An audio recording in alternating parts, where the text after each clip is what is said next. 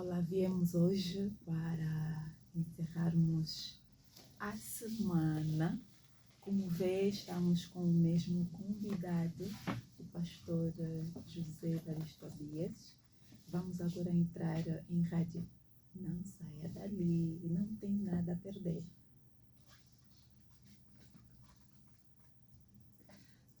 Estimado ouvinte, estamos de volta. Este é o Lar do Celar. Chegamos mais uma vez para o nosso serão da semana. É bom serroar, como dissemos nas edições passadas, muito tempo nós teríamos que contar histórias de quice-quice.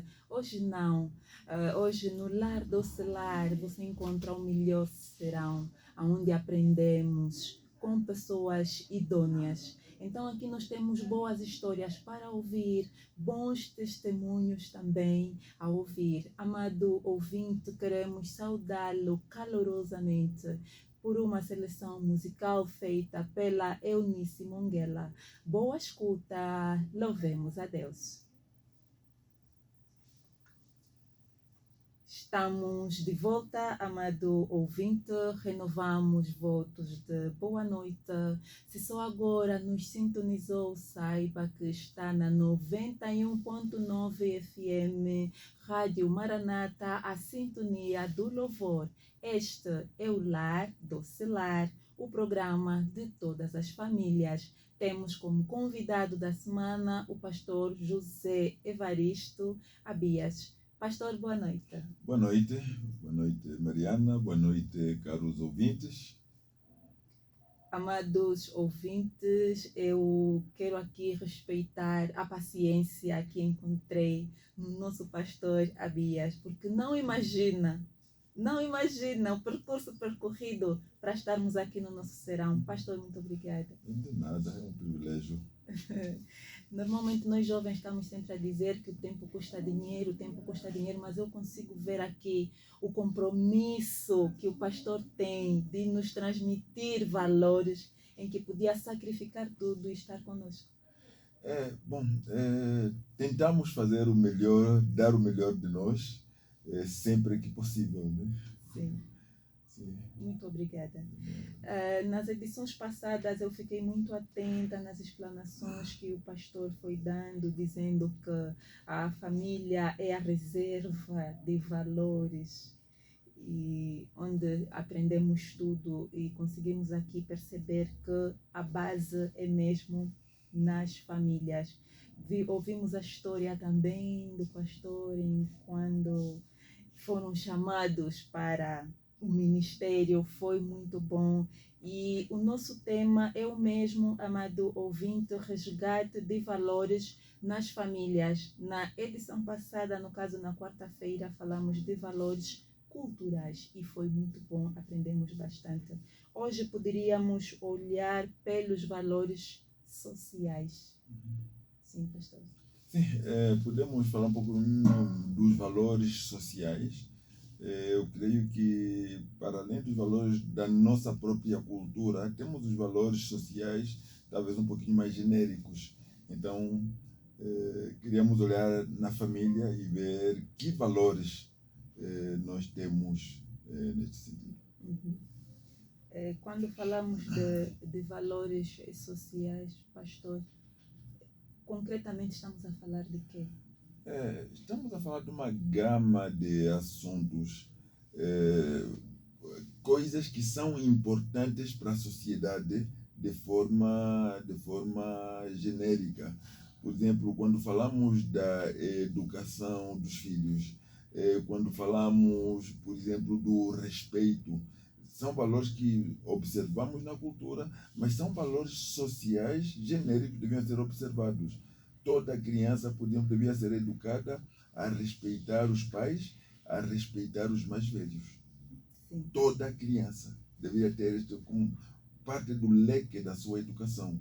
Estamos a falar de valores sociais. Uhum.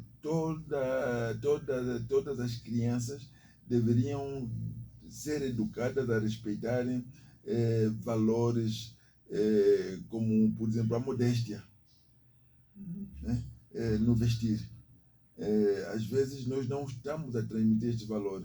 Pensamos que quando temos uma criança, um bebê, eu encontro tantos rapazitos, todos eles trançadinhos, parecem meninas, já confundi rapazes com meninas por causa da maneira como são vestidos. Sim. Ou seja, nós estamos a perverter alguma coisa desde a infância da criança. Estamos a perverter a sua identidade desde a sua infância. Que valores sociais nós transmitimos? Não é?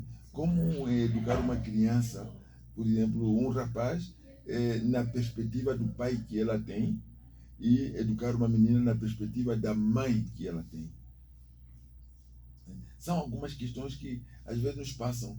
E nós educamos às vezes meninas como se fossem rapazes, rapazes como se fossem meninas, e estamos aos poucos a diluir alguma das nossas barreiras, alguns alicerces num mundo que aposta na homoafetividade. Né? Porque estamos a enfeminar os rapazes, a masculinizar as meninas. Então, a maneira como estamos a educar, dizendo que, olha, tudo agora virou unissex. Então, parece que alguns valores estão a ser diluídos. Devemos ser um pouquinho mais criteriosos. Sim.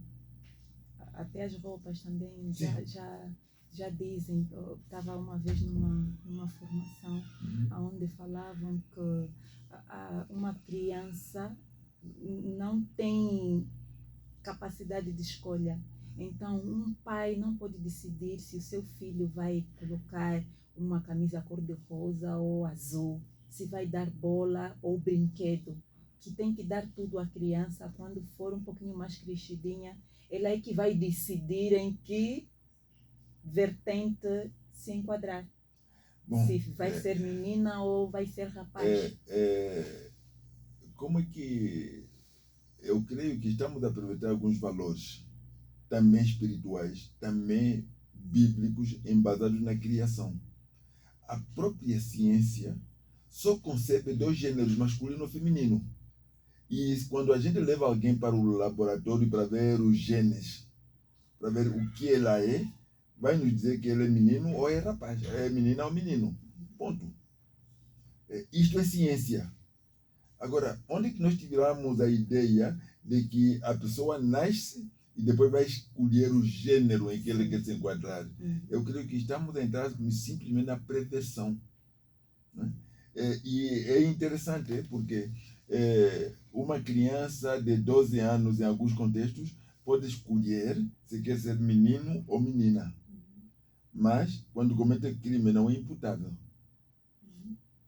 Mas damos-lhes a responsabilidade de fazer uma escolha tão grande que vai lhe vincular para o resto da vida. Mas se uma criança de 12 anos comete um crime, não é imputável, não é criança, ainda não tem responsabilidade. Como é que uma mulher atribui a responsabilidade para fazer uma escolha tão importante assim? Uma criança nessa idade, se calhar nem mesmo ainda precisa de orientação vocacional para poder escolher a sua profissão. Como é que vamos lhe dar responsabilidade para escolher se quer ser rapaz ou menina? Ela é ou não é? Isso depende da sua própria Constituição.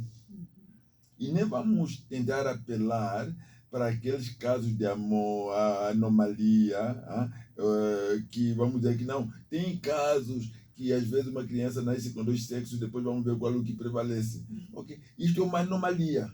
E nós não vamos pegar em anomalias para fazer regras. Não? Isto é uma anomalia. Não é alguma coisa que deve ser concebida. Então, são esses valores que às vezes não são passados na infância. As nossas crianças hoje não estão a ter uma educação a partir da infância. Não é? As crianças, parece que estamos numa sociedade tão permissiva que em alguns contextos já é criminalizado se um pai pega num chicote e dá umas palmadas no filho, já é criminalizado. Ou que seja, e não conseguimos entender que quando olhamos para a história da sociedade, este tipo de filosofia, este tipo de abordagem na psicologia, começou a se dar muita ênfase nos anos 50. Criou-se desde lá uma geração com poucos valores, que depois logo viraram pais. Criou-se uma nova geração com menos valores ainda. E hoje estamos fazendo face a um descalabro. Nunca o mundo fez face a tanta criminalidade infantil. Hoje já nós falamos de criminalidade juvenil, falamos da criminalidade infantil. Por quê? Porque eu costumo dizer para os pais, os vossos filhos vão apanhar de qualquer jeito, não é vossa escolha. A escolha é, apanham dos pais para a educação ou vão apanhar da polícia para a punição, porque viraram delinquentes. Todos esses pais que hoje não conseguem direcionar os filhos, pensam que não se pode bater na criança para correção, deveriam, se são crentes, ler o livro de Provérbios. Quantas vezes o escritor nos exorta a usar a vara na educação para tentar desviar os nossos filhos da maldade. É claro que quando nós educamos com a vara, não é a ponto de matar nossos filhos, não. Devemos ser moderados, devemos fazê-lo com muita moderação, com muito carinho, mas devemos fazê-lo.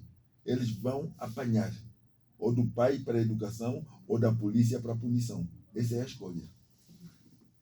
Pastor, as coisas que fazemos depois viram hábito? Sim. O problema é que nós, às vezes, temos muito bons hábitos. E os nossos bons hábitos, às vezes, viraram simplesmente uma parte da nossa tradição, não são mais explicados. Por que fazemos algumas coisas? Porque os nossos pais fizeram. Por que os nossos pais fizeram? Porque os pais deles também fizeram, os nossos avós fizeram, os nossos bisavós também fizeram. Então virou tradição. Temos muitos bons hábitos que parecem não servirem para muito mais coisa hoje, porque não são explicados. Devíamos continuamente questionar por que nós fazemos aquilo que nós fazemos na maneira como nós o fazemos. Devemos dar uma razão hoje do porquê que nós fazemos o que nós fazemos. Devemos ensinar os nossos membros a terem uma resposta, a explicarem a sua fé a qualquer que perguntar a razão do que eles creem. Ou seja, eu não professo uma fé porque eu a herdei dos meus pais. Eu preciso ter uma razão da fé que eu professo hoje. Não é? Herdei dos meus pais, tudo muito bem. Mas por quê? Por que eu acho que a fé dos meus pais era boa? O que tem de bom, convincente, que me faz aderente, que me faz seguidor desta mesma fé? Eu devo ter essa explicação hoje. Então já não basta dizer assim, não, os nossos pais fizeram isso, nós também vamos fazer. Nós precisamos de saber ainda por quê. Estamos diante de uma geração muito questionadora. E se nós não nos prepararmos para dizer o porquê das coisas, vamos acabar perdendo muitos deles, porque hoje é difícil aceitar coisas empiricamente. É verdade que em matéria de fé temos coisas que às vezes ultrapassam a nossa capacidade de explicar a nossa racionalidade. É por isso que lá em Deuteronômio você vai encontrar que as coisas reveladas são para os homens, aquelas que não são para Deus. Existem coisas que nós fazemos mesmo pela fé, acreditando que nós temos um Deus soberano. Mas mesmo Deus, a maior parte dos postulados da nossa fé são explicados. A maioria dos nossos postulados de fé são explicados. Temos uma razão do porquê que nós fazemos as coisas. Então, é bom que mesmo os nossos bons hábitos sejam explicados. E aqui queremos quebrar um paradigma africano. O mais velho não se questiona. Da boca do mais velho sai dente podre, não sai palavra podre. Não. Nós mais velhos também erramos. E deveríamos ser questionados mesmo. Porque sempre que alguém me questiona, eu reavalio as razões da minha fé, as razões do meu procedimento. Sempre que eu vejo alguém fazer diferente, eu penso, uau, Por que ele faz diferente? Se ele não é louco, tem alguma razão. Eu procuro entender a sua razão. Então, precisamos dessa explicação. Estamos num mundo que exige de nós explicações. Pastor, o uso de bebidas alcoólicas pode causar males sociais? E como? Quantos pais deixam os filhos à fome porque o dinheirinho que devia comprar o pão comprou bebida? Quantos pais deixam perdem a casa porque por beber não foi pagar a mensalidade,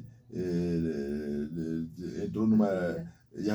às vezes não é renda. O Estado está te vender uma casa, ou alguém te vendeu uma casa a crédito, você paga mensalmente. Deixa de pagar, você perde até tudo que você já tinha investido. Quantos não estão a perder isso? Quantos pais hoje, no dia que recebem um salário, desaparecem, só aparecem em casa 2 semanas depois, não tem nada, e a família está a minguar? Ou seja, muita gente pensa que, como a Bíblia parece não condenar o uso, mas condena só o abuso, tenta se refugiar no facto de que, como eu não abuso, então posso usar.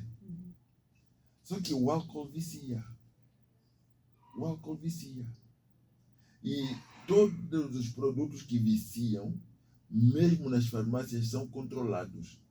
Por exemplo, existem medicamentos que viciam. E o médico vai te recitar um medicamento para uma semana. Se o teu problema não ficar resolvido, ele vai trocar, porque se continuar a tomar o mesmo medicamento, ele vai te viciar. Medicamento é droga. Então, o álcool também acaba sendo uma droga. Ele vicia. Ele acaba com os teus neurônios. Então, devemos explicar que, olha, se você quiser apelar para o que Paulo escreveu a Timóteo, beba um pouco de vinho por causa do teu estômago, você vai entender que este foi uma missão terapêutica. É como quando eu digo assim, tome um pouquinho de cloroquina por causa da malária.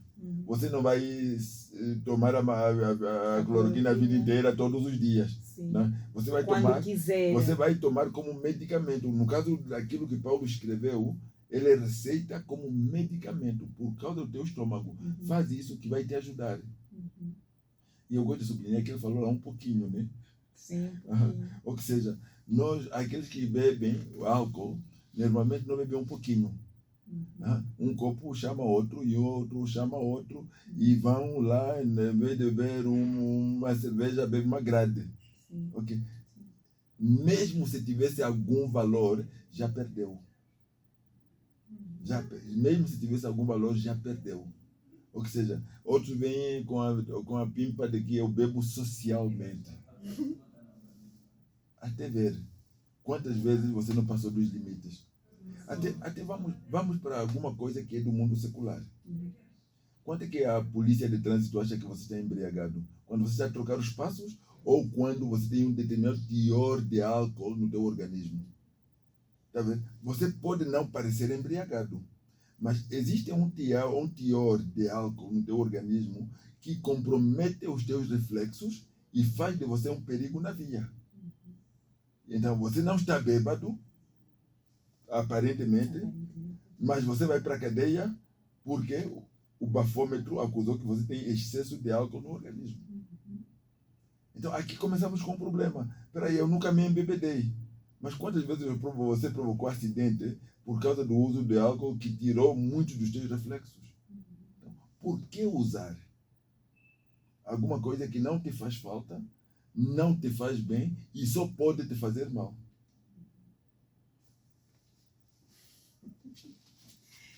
Amado ouvinte, então nós temos aqui a resposta certa, porque existe muita confusão mesmo sobre o uso e não uso de bebidas alcoólicas, se é pecado ou não. Pastor, é pecado?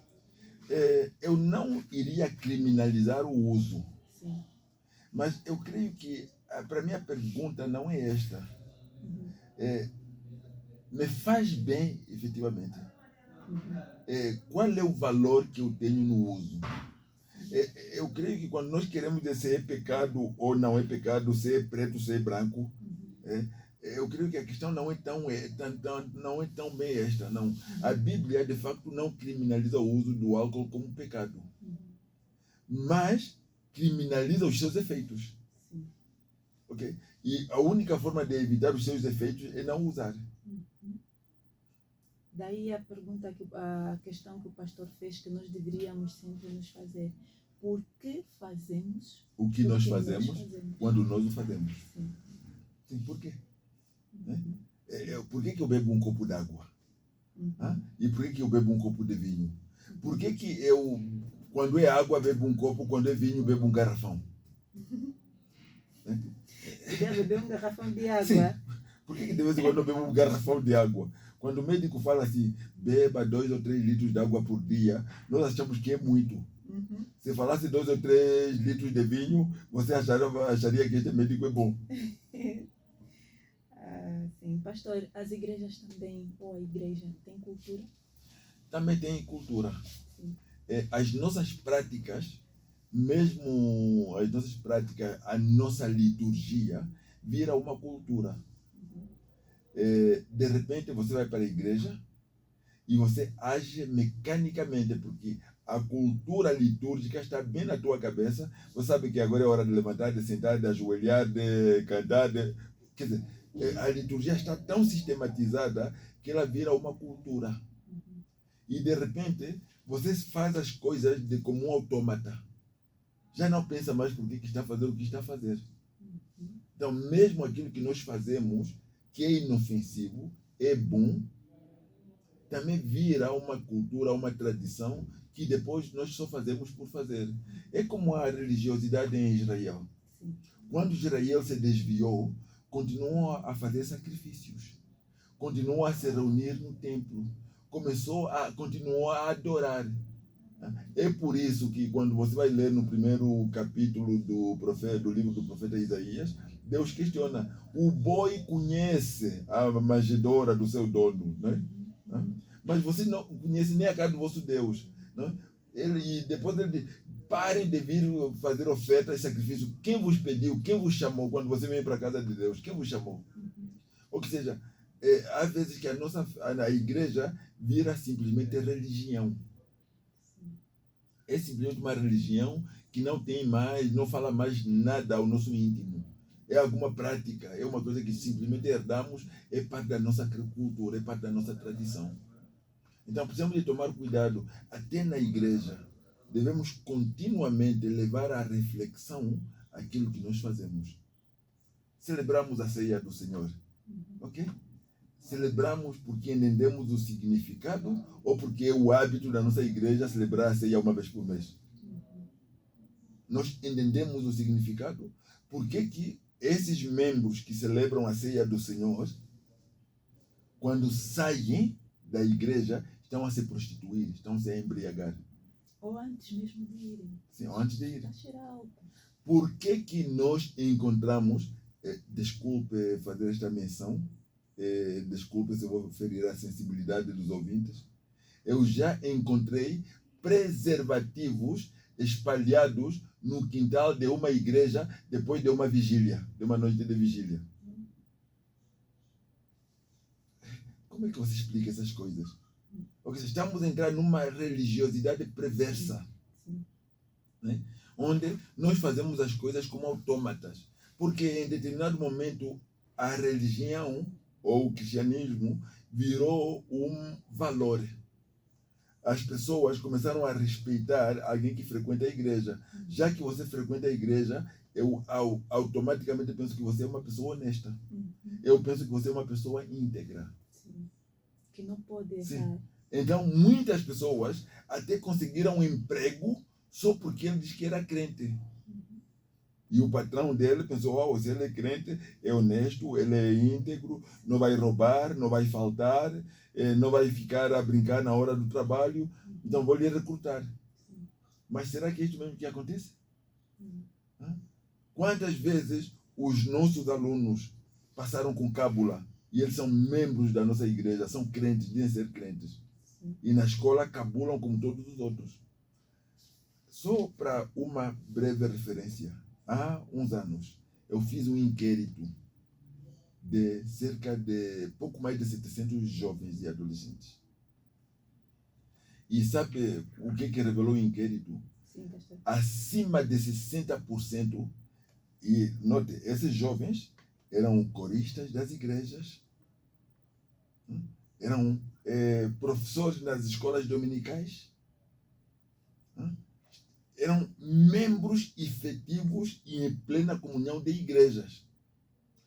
Mais de 60% deles levam uma vida sexual ativa. Como é que você explica isso? Eu fiz um inquérito informal entre casais. Mais de 60% dos casamentos que nós celebramos é entre pessoas que já andam com uma vida sexual ativa. E eles se apresentam ao casamento como se fossem virgens. Tá? Nós, mesmo quando questionamos explicitamente, eles nos enganam. Porque para eles só estão a procurar o prestígio, a pompa de ter um casamento com pompa e circunstância, né? Mas não estão a dizer, diante de Deus, estou a fazer a coisa certa?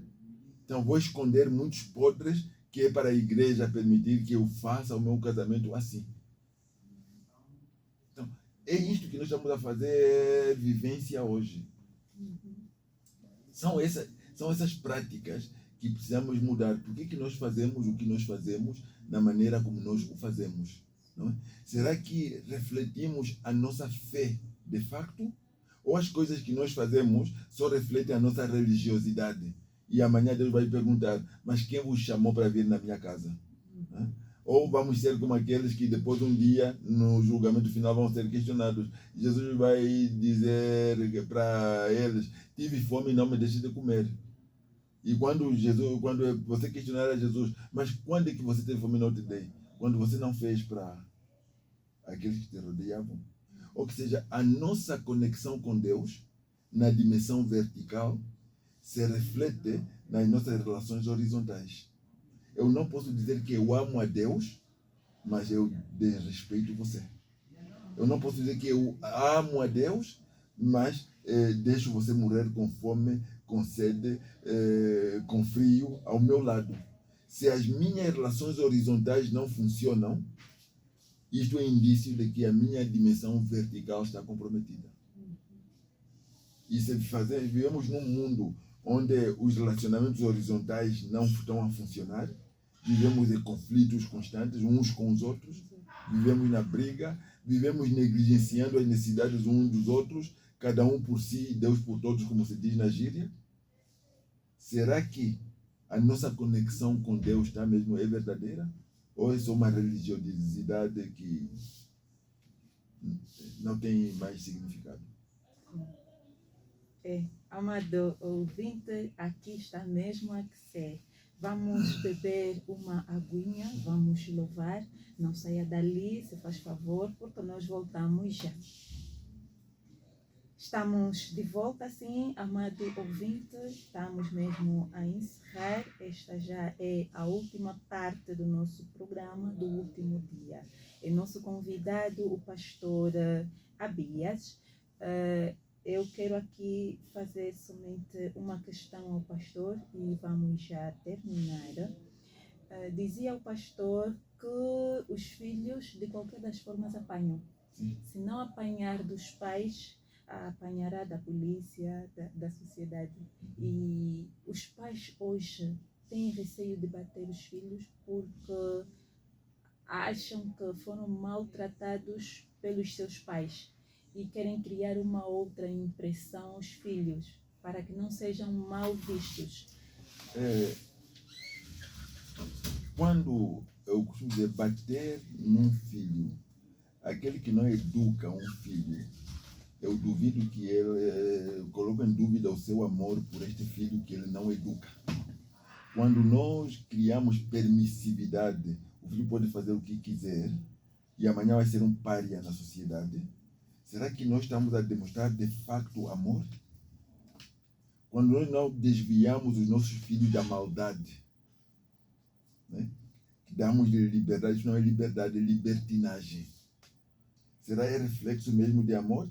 Porque até Deus castiga aquele a quem ele ama. Você, enquanto filho de Deus, se você andar fora do caminho, Deus vai te castigar. Não te castiga para te punir, castiga para te corrigir. Então, acho que precisamos de estabelecer diferença. Você bate no filho para punir, para corrigir, ou simplesmente para dar vazão à tua raiva. Então, a razão que te leva a bater no filho até pode ser pecado. Mas a razão que você te leva a bater no filho até pode ser uma boa razão. Então, eu creio que precisamos de nos questionar o que nós fazemos.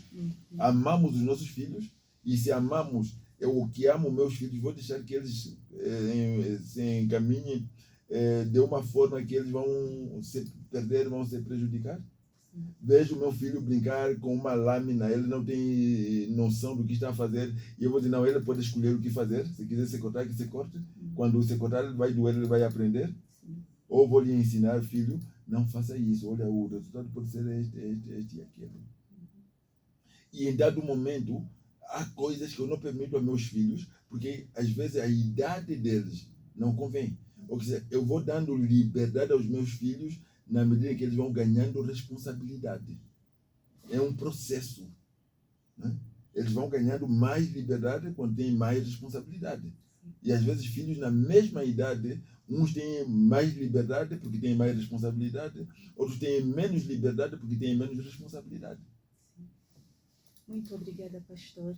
Vamos mesmo em termos de conclusão, pastor. Nós falamos sobre resgate de valores nas famílias. Vimos os valores culturais, valores sociais, valores espirituais. Sim. Em termos de conclusão. Em termos de conclusão, a família foi concebida por Deus como um veículo de transmissão de valores.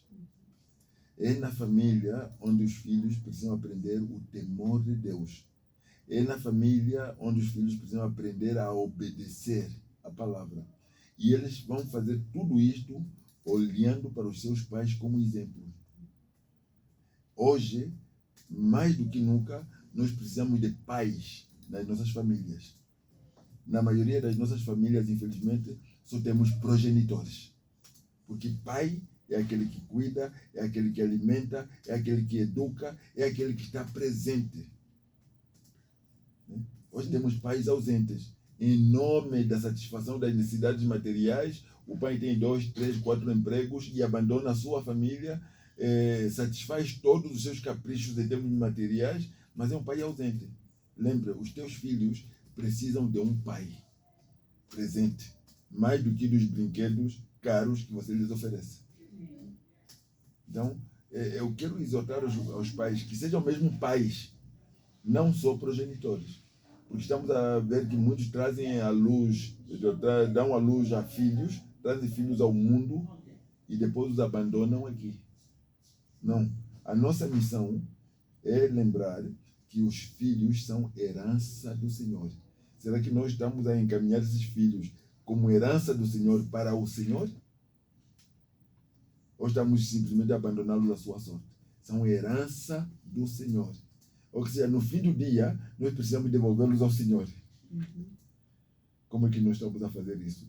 Então, minha oração é que nós, como pais, tenhamos este entendimento e tenhamos coragem de desafiar todos estes paradigmas sociais que tentam nos desviar da nossa missão. A família foi constituída para ser um veículo de valores, onde o filho vai aprender os verdadeiros valores, valores culturais, valores sociais, valores espirituais. O filho vai aprender a amar a Deus vendo os pais amarem a Deus. O filho vai aprender a amar os outros vendo o pai amar a mãe. Tá? O filho vai aprender até conceitos como amor que parecem abstratos, são abstratos. O filho vai aprender vendo. O filho vai dizer assim: mamãe, eu não sei o que é o amor, mas eu acho que amor é aquilo que caracteriza a relação do papai e da mamãe. Eu não sei explicar, mas esta relação gostosa que os meus pais têm, acho que isso é que é amor. Ou seja, ele vai aprender vendo, mesmo coisas que não pode entender por palavras. Então, que Deus vos dê graça. Amém. E que seja misericordioso com cada um de vocês. Amém. Amém. Recebam, amado ouvinte. Beijos e abraços, pastor. Okay. Quero mandar aqui um abraço. Eu quero lembrar a minha querida esposa. Ela certamente não vai ouvir. E alguém já questionava por que você vai mandar um abraço para alguém que não vai ouvir? Por que você vai mandar um buquê de flores para quem não vai saber apreciar? Se ela, às vezes, parece que nem te conhece mais. Eu falei, ok, não é que ela me conheça, não. Eu conheço, eu sei quem é. Então, por eu saber quem é, eu mando para ela um beijos e abraços. E também para os meus filhos, que são muito queridos. Tem sido uma bênção na vida. Eu não imagino, é uma bênção ter um pai, uma biblioteca. Eu só nesses dias estou a aprender bastante com o pastor Adias. Pastor, foi muito bom. Obrigado. Esperamos tê-lo mais vezes. Obrigado por ser tão generosa. Não sei se nós estaríamos em altura, pastor, mas agradecemos bastante. Okay. Amado ouvinte, sem mais nada a dizermos, receba o abraço de Mariana Domingos e Eunice Monguela. Que não falte sal, nem fósforo, nem tampouco o tempero da Mana Xana. Boa noite, paz e bem. Ok, c'est fini. Sim. Alguém está me procurando.